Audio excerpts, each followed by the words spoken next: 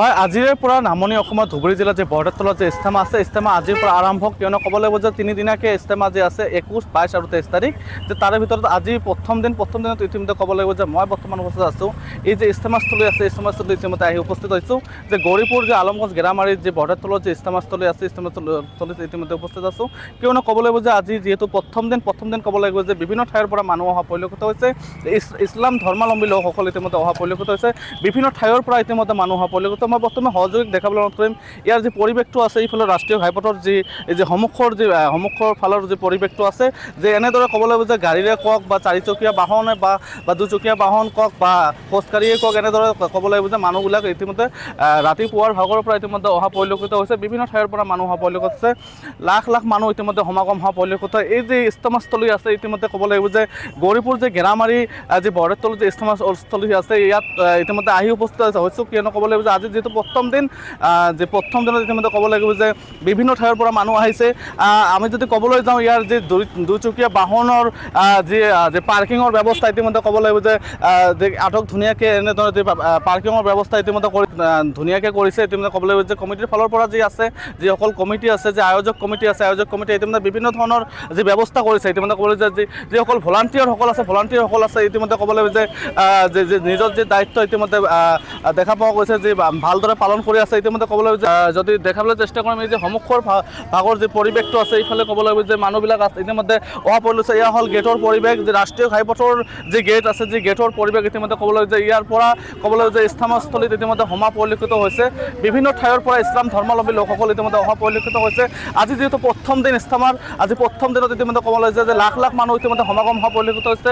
ইয়াৰ পৰা আমি দেখাবলৈ চেষ্টা কৰিম যে ইস্তেমাস্থলীৰ যি পৰিৱেশটো আছে, ইয়াৰ যি দূৰৰ ইয়াৰ পৰা যদি আমি দেখাবলৈ চেষ্টা কৰিম, যদি সহযোগীয়ে দেখাব, যদি কেমেৰাত যদি সম্ভৱ হয় কেমেৰাৰ ইতিমধ্যে দেখাব। ইয়াৰ যি পৰিৱেশটো দেখাবলৈ চেষ্টা কৰিম, যে বিভিন্ন ঠাইৰ পৰা ইতিমধ্যে মানুহ আহিছে, থকাৰ ব্যৱস্থা আছে। ইতিমধ্যে ইতিমধ্যে এইফালে অলপ যাবলৈ চেষ্টা কৰিম, যেনে ক'ব লাগিব যে মানুহ যি ইছলাম ধৰ্মী লোকসকল আছে, ইতিমধ্যে বিভিন্ন ঠাইৰ পৰা অহা পৰিলক্ষিত হৈছে। এই যে 17 নং ৰাষ্ট্ৰীয় ঘাইপথৰ পৰা ইতিমধ্যে ক'ব লাগিব যে অহা পৰিলক্ষিত হৈছে।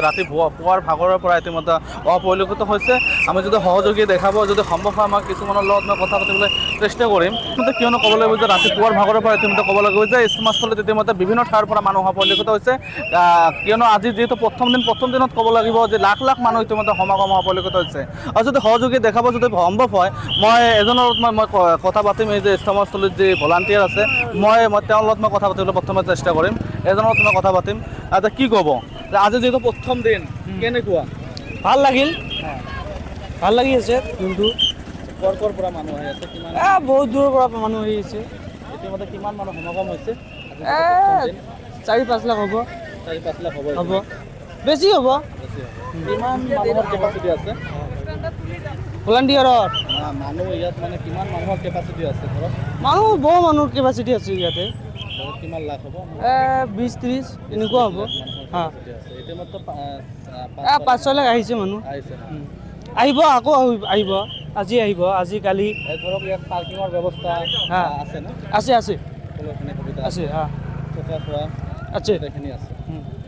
হয়, ইতিমধ্যে কিয়নো ক'ব লাগিব যে এই আয়োজক কমিটি আছে বা ধৰক ভলাণ্টিয়াৰ ইতিমধ্যে ক'ব লাগিব যে ইহঁতে কোৱা মতে ইতিমধ্যে 4 পৰা 5 লাখ মানুহ ইতিমধ্যে সমাগম হৈছে। আৰু যিহেতু আজি প্ৰথম দিন, পুৱাৰ ভাগৰ পৰা ইতিমধ্যে ক'বলৈ যে 4 পৰা 5 লাখ মানুহ ইতিমধ্যে আহিছে। আৰু যিহেতু আজি প্ৰথম দিন, আৰু ইতিমধ্যে ক'ব যাওঁ প্ৰায় 20 পৰা 25 লাখ মানুহ ইতিমধ্যে সমাগম হোৱা সম্ভৱ আছে।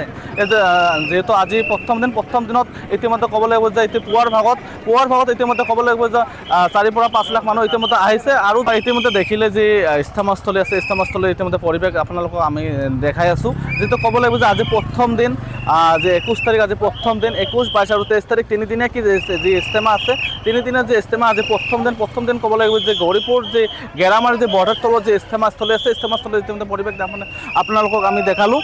যিহেতু ক'ব লাগিব যে আজি প্ৰথম দিনত ক'ব লাগিব যে লাখ লাখ মানুহ ইতিমধ্যে সমাগম হোৱা পৰিলক্ষিত হৈছে। আজি প্ৰথম দিন, আৰু আমি প্ৰতিটো খবৰ আপোনালোকক আমি দেখুৱাই থাকিম। আৰু মই আনিছুৰ আলী, চাই থাকিব দা নিউজ প্লাছ। যিকোনো খবৰৰ বাবে যোগাযোগ কৰক আমাৰ এই নম্বৰত 9181 307 221।